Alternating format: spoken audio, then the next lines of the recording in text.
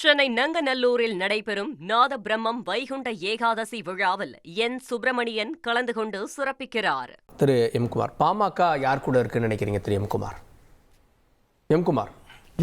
தான் கேட்கலாம். அதாவது பாமக யார்? பாமக 2 அணியா இருக்கிறது. நான் எதிர்பார்க்கிறேன், என்னுடைய தனிப்பட்ட என்னுடைய யூகம் என்னென்னு சொன்னால் 2 பேரும் காம்ப்ரமைஸ் ஆயிடுவாங்கன்னு நான் நினைக்கிறேன்.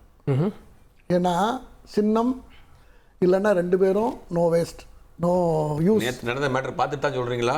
இல்லை, எல்லாத்தையும் நேற்று ஸ்ரீகாந்தி சொல்கிறாங்க, நம்மை திமுகவினுடைய ஆட்கள்னு சொல்லக்கூடியவங்க யாருன்னா ஆர்எஸ்எஸ் அடிமைகள் அப்படின்றாங்க. அன்புமணி ஆதரவாளர்களை, அன்புமணியோடு இருக்கவங்கள விமர்சிக்கிறாங்க. அதுக்கும் இதுக்கும் சம்மந்தம் இல்லை.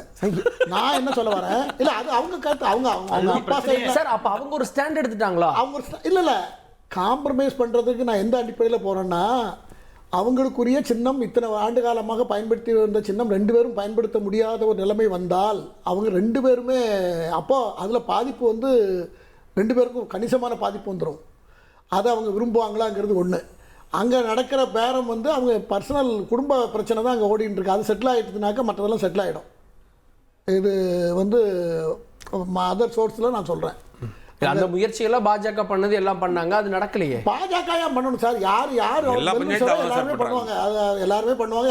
யாருக்கெல்லாம் அவருக்கு தொடர்பு இருக்கோ அவங்கெல்லாம் அது தைலாபுரத்தில் போய் யாருக்கெல்லாம் தொடர்பு யாருக்கெல்லாம் தொடர்பு இருக்கிறதோ, யாரெல்லாம் அவங்க சொன்னா கேட்பாங்களோ, யாருக்கெல்லாம் சரின்னு போடுறதோ அதெல்லாம் சொன்னா அவங்க கேட்பாங்க. அதுக்கான அப்படியே ஆர்எஸ்எஸ் இங்க இழுக்கிறாங்க. அவங்க ஒன்று சேரட்டும், அதெல்லாம் ஓகே. ஆர்எஸ்எஸ் இழுக்காங்க. ஆர்எஸ்எஸ் இழுக்கணுங்கிறது எல்லாரும் எதிர்க்கிறவனுங்கிற எண்ணம் வர்ற எல்லாத்துக்கும் ஆர்எஸ்எஸ் கூட கொண்டு வந்துருவாங்க.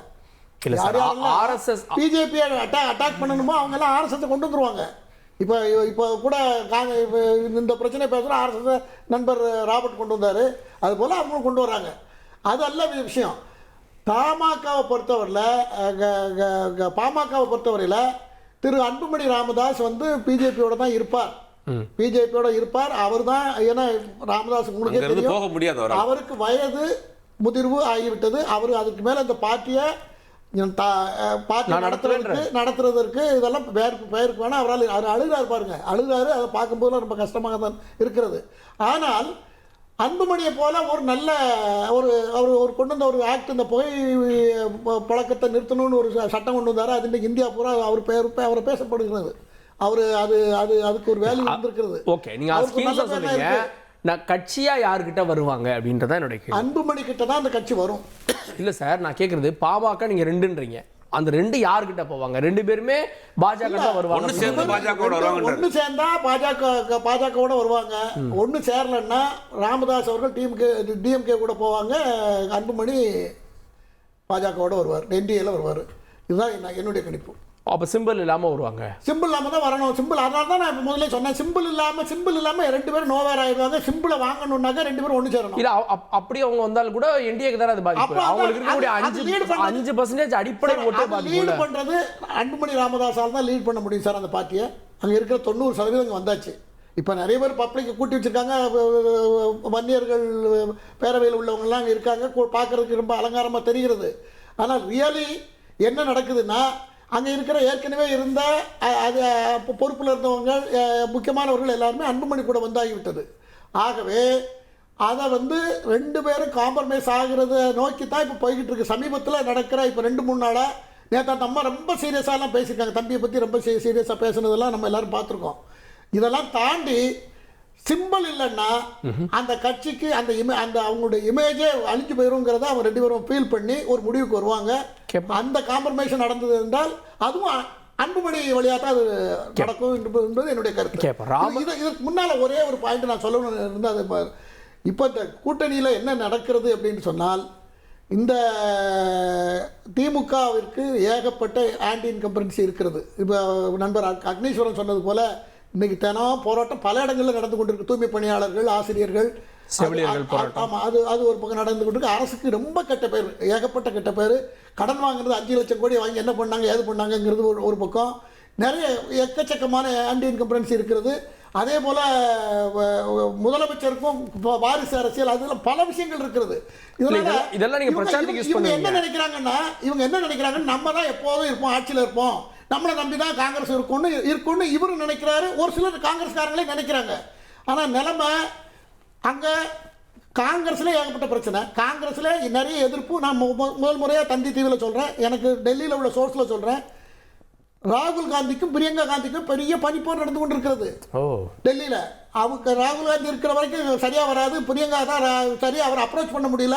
ராகுல் காந்தி எப்ப பார்த்தாலும் மாசத்துக்கு 4 வாட்டி வெளிநாடு போயிடுறாரு, அவரை நேரடியாக பார்க்க முடியறது இல்ல. டெல்லியில இருந்தாலும் பிரியங்காவை அப்ரோச் பண்ண முடியல. தமிழ்நாட்டுல குழப்பத்தை ஏற்படுத்துறாங்க, அது ஒரு பக்கம் இருக்கு. இப்போ அவங்க குடும்பத்துல குழப்பத்தை ஏற்படுத்துறாரு. இல்ல அந்த பிரச்சனை எப்படி தமிழ்நாட்டுக்கு ரெலவெண்டா இருக்கும்? இமேஜ் குறையுது இல்ல சார், காங்கிரஸோட இமேஜ் குறைஞ்சிட்டு இருக்குங்கிற. பீகார் தோல்வி, பீகார்ல தமிழ்நாட்டு முதலமைச்சர் போனாரு, என்ன ஆச்சு? எல்லாம் ஒட்டுமொத்தமா தோத்து போயிட்டது. யாரும் எதிர்பார்க்காத கணிக்காத அளவுக்கு தோல்வி. ஆகையினால காங்கிரஸ் சரிந்து கொண்டு இருக்கிறது, தொடர்பு சரிவை காங்கிரஸ் இருந்தா தோக்கும். ஆகையினால திமுக எதையாவது தாரம் வாங்கிக்கன்னு சொல்லுவாங்க. திமுக நாங்க எதையாவது உங்களுக்கு தாரோம், நீங்க இருக்கிறாங்க இருங்க நடை கட்டுங்கன்னு சொல்றதுக்கு திமுக தயாரா இருக்கும்.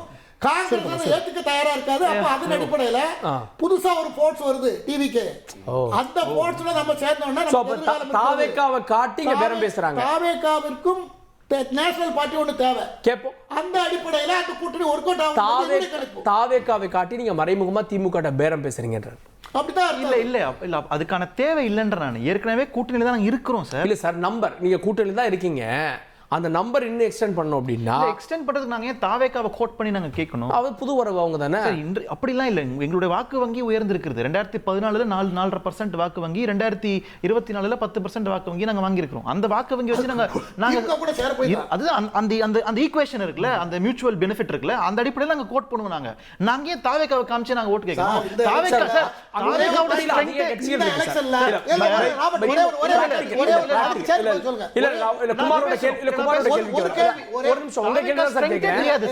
குமார் சொல்றதா 11 எலெக்ஷன்ல 63 சீட் வாங்கினீங்க, அப்புறம் அது 40 ஆச்சா, அதுக்கப்புறமா 25 அப்படின்றது. சோ அது இன்னும் குறையுமா அப்படின்னு தான் கேக்குறேன் சார். அன்னைக்கு கூட்டணி கட்சிகள் குறைவு அன்னைக்கு, அதனால 63 சீட்டு கொடுத்தாங்க. அதன் பிறகு கூட்டணிகள் கட்சிகள் அதிகமா சேர சேர சேர சேர சீட்டுகள் குறைஞ்சது. ஆனா இந்த 25ன்றது ஒரு ஆவரேஜ் நம்பர், இதுக்கு மேல தான் போனது, கீழே குறையக்கூடாதுன்றதுல காங்கிரஸ் கட்சியில எல்லாருமே நாங்க உறுதியா இருக்கும். அதுல எந்த மாற்று கருத்தும் இங்க இல்ல. ஆனா தாவேகாவை கோட் பண்ணி நாங்க பார்கெயின் பண்ணுவோம்னு சொல்றது இருக்கு பாத்தீங்களா, அது வேடிக்கையா இருக்கு. ஏன்னா தாவேகா கோட் பண்ற அளவுக்கு தாவேகா ஸ்ட்ரெங்த் முதல்ல இல்ல, அவங்க பலம் என்ன தெரியல. அவங்க எலெக்ஷன் நின்றுருக்காங்களா, அவங்க ஓட் பேங்க் ப்ரூவ் பண்ணிருக்காங்களா, எத்தனை எம்எல்ஏ இருக்காங்க, எத்தனை கவுன்சிலர் இருக்காங்க, எத்தனை எம்பி இருக்காங்க, எதை வச்சு நாங்க டீம் கிட்ட நெகோஷியேட் பண்ண முடியும்? அது கற்பனை, அதீத கற்பனையா இருக்கிற பாயிண்ட்ஸ்லாம். சரி, ஓகே. சினிமா நடிகர்களுக்கு, சினிமா நடிகருக்கு, அதுவும் இப்போதைக்கு லைவ்ல இருக்கிற ஒரு சினிமா நடிகருக்கு, மக்கள் இளைஞர்கள் ஒரு 35-40 வயசுல இருக்கிறவங்க, ஆண் பெண் எல்லாருமே என்ன மைனாரிட்டிஸ் ஓட்டு, இன்க்ளூட் மைனாரிட்டி, திமுக மைனாரிட்டிஸ் ஓட்டு தான் அங்கே போகிறது. 1 கோடி ஓட்டு எஸ்ஐஆரில் நீக்கப்பட்டிருக்கு தமிழ்நாட்டில். அதில் இன்னும் திரும்ப ரெண்டாவது என்ட்ரி ஆகிறது ஒரு 10 லட்சம் வேணால் அதிகமாக 10-15 லட்சம் போனால் கூட பாக்கி 85 லட்சம் ஓட்டுகள் முதல்வர் தொகுதியிலே 1 லட்சத்துக்கு மேலே இல்லாமல் இருந்திருக்கிறது. அதனால நிறைய விஷயங்கள் இருக்குது. அந்த ஓட்டுகள்லாம் கடந்த காலங்களில் எப்படி பயன்படுத்தப்பட்டிருக்குங்கிறது ஆய்வுக்கு உட்பட்டது. அதையெல்லாம் வைத்து நீங்க பார்க்கும் பொழுது திமுக படுதோல்வி அடையும் என்பது என்னுடைய கணிப்பு. இல்ல, நான் பாமகக்கு வந்துறேன். அவர் சொல்றது அன்புமணி அவர்கள் பாஜக கூட்டணியை விரும்புறார். மருத்துவர் ராமதாஸ் அவர்கள் கொடுத்த பல பேட்டிகளில் சொன்னது, நான் அதிமுகவோட தான் இருக்கணும்னு நினைச்சேன் இந்த நாடாளுமன்ற தேர்தலில். இப்போ அதிமுக பாஜக ஒன்னா இருக்கு. இப்போ அவருடைய ஆப்ஷன் என்டிஏ தானே, 2 பேரும் என்டிஏக்கு தான் போவாங்க அப்படின்னு தானே பாக்குறேன். பாஜக இல்லாத அதிமுகவோடு இருக்கணும்னு அவர் விரும்பினார். நீங்க அதை தெளிவா புரிஞ்சுக்கணும். பாஜக இல்லாத அதிமுக தனிச்சு நிக்குதுங்க. தேமுதிக அதிமுக கூட்டணியோட உங்க எஸ்டிபி கட்சியோட கூட்டணியோட அங்க தேர்தல் சந்திக்கிறாங்க. அப்ப என்ன சொல்றாரு ராமதாசனுடைய முடிவு என்னவா இருக்கு அப்படின்னா, நம்ம அதிமுக கூட்டணிக்கு போவோம். அதிமுக, பாமக, தேமுதிக, இந்த எஸ்டிபி இந்த அணியாக நம்ம தேர்தலை சந்திச்சிருக்கணும். அப்படி தேர்தலை சந்தித்திருந்தா குறைந்தபட்சம் ஒரு 3 இடத்துல நம்ம ஜெயிச்சிருக்கலாம். இந்த பாஜகவோடு போனதுனால நம்ம தோத்துக்கிட்டே இருக்கிறோம் அப்படிங்கிறத அவர் வலியுறுத்துறாரு. 2016 இருந்து அன்புமணி ராமதாஸ் தலைமைக்கு வந்தது தொடர்ந்து தோல்வியாக தான் வருது. மாற்ற முன்னேற்றம் அவர் தனியாக அவர் பண்ணாங்க. அதுக்கு 2019 வரிசையாக நிறைய தோல்விகள். அப்போ ராமதாஸ் ஒரு வயது மூத்த அரசியல்வாதியாக இருக்கிறார். அவர் என்ன பண்ணுறாருன்னா, இந்த கூட்டணி நமக்கு தமிழ்நாட்டு அரசியலுக்கு செட் ஆக மாட்டேங்குது, நம்ம அதிமுக தலைமையிலான ஒரு கூட்டணிக்கு போகணும்னு அப்போ முடிவு எடுக்கிறார் 2024. அதற்காக தான் சொல்கிறாரு, நான் சொல்ல கேட்காம பாஜக கூட்டணிக்கு போனார் அப்படிங்கிறது. பாஜக கூட்டணியை அவர் விரும்பவில்லை, அந்த ஒரு முடிவு இருக்குது. ஆனால் பாஜக கூட்டணியை விட்டு வெளியில் வர முடியாத சிக்கல்ல அன்புமணி இருக்கிறார். அன்புமணி மீது இருக்கக்கூடிய அந்த மருத்துவக் கல்லூரி வழக்குகள் இருக்கு, பல சிக்கல் இருக்கு, அதனால வர முடியாமல் இருக்கார். இப்போ என்னன்னா, கட்சி கொஞ்சம் கொஞ்சமாக நம்ம கண் முன்னாடி இப்படி கரைஞ்சிட்டு இருக்கு, தோல்வியை நோக்கி போயிட்டு இருக்கு அப்படிங்கிறது ராமதாஸ் விரும்புறாரு. அப்போ பாஜக இல்லாத ஒரு கூட்டணியோட நம்ம ஃபார்ம் பண்ணணும்னு நினைக்கிறாங்க. அதுக்கு என்ன பண்ணுறாங்க, இவர் இந்த பக்கம் நிற்கிறாரு, அவர் அந்த பக்கம் நிற்கிறார். குமார் சார் சொன்னார் அதெல்லாம் சரி பண்ணிடுவோம், நாங்கள் சரியாயிரும். எப்படி சரியாகும்? நேற்று கடுமையான விமர்சனத்தை வைக்கிறாங்க. ஆர்எஸ்எஸ்ஸின் பிடியில் அன்புமணி இருக்கிறாருங்கிற வார்த்தையை பொதுக்குழுவில் பேசுகிறாங்க. ரோட்டில் போகிற வரப்ப பேசல. கட்சியினுடைய செயல் தலைவர் ஆர்எஸ்எஸ்ஸின் பிடியில் அன்புமணி இருக்கிறாருங்கிற வார்த்தையை பகிரங்கமாக ஒரு குற்றச்சாட்டை வைக்கிறாரு. ராமதாஸ் ஒரு குற்றச்சாட்டை வைக்கிறாரு. இப்படி இருக்கிறப்ப அவங்க எப்படி இணைந்து செயல்பட போகிறாங்க? அங்கே இருக்கக்கூடிய பிரச்சனை இப்போ எப்படின்னா, ரெண்டு பிளவாக எப்படி இருக்குன்னா, டாக்டர் ராமதாஸ் தலைமையில் வன்னியர் சங்கமும் கட்சி அன்புமணி தலைமையிலும் இருக்குது. ரெண்டு பிளவாக இருக்குது. அங்கே இருக்கக்கூடிய சட்டமன்ற உறுப்பினர் 2 பேர் அங்கே இருக்கிறாங்க, 2 பேர் இங்கே இருக்கிறாங்க. மாறி மாறி குற்றச்சாட்டுகள் வச்சிருக்காரு. அவருடைய முக்கிய நோக்கமே பாஜக கூட்டணியில் பாமக இருக்கக்கூடாதுங்கிறது ராமதாஸ் விரும்புகிறார். ஆனால் அந்த கூட்டணியிலிருந்து வர முடியாத சிக்கலில் இவர் இருக்கிறார். அப்படி இருக்கும்போது எப்படி அவங்க இணைந்து செயல்பட போறாங்க? அதுல ஒருவேளை அப்ப இவர் திமுகவுக்கு வருவாரா அப்படின்ற ஒரு கேள்வி. திமுகவுக்கு வருவதற்கான வாய்ப்பு இல்லைன்னு தான் நான் நினைக்கிறேன். ஏன்னா விசிக இருக்கிற பொழுது அது எந்த வடிவத்தில் பாமக வந்தாலும் சரி பாஜக ஏற்றுக்கிற மாட்டோம் இருக்காங்க. விசிகாவை விட்டுக் கொடுப்பதற்கு திமுக தயாராக இருக்காதுங்கிறதா என்னுடைய வாதம். ஓகே. சென்னை நங்கநல்லூரில் நடைபெறும் நாத பிரம்மம் வைகுண்ட ஏகாதசி விழாவில் என் சுப்பிரமணியன் கலந்து கொண்டு சிறப்பிக்கிறார்.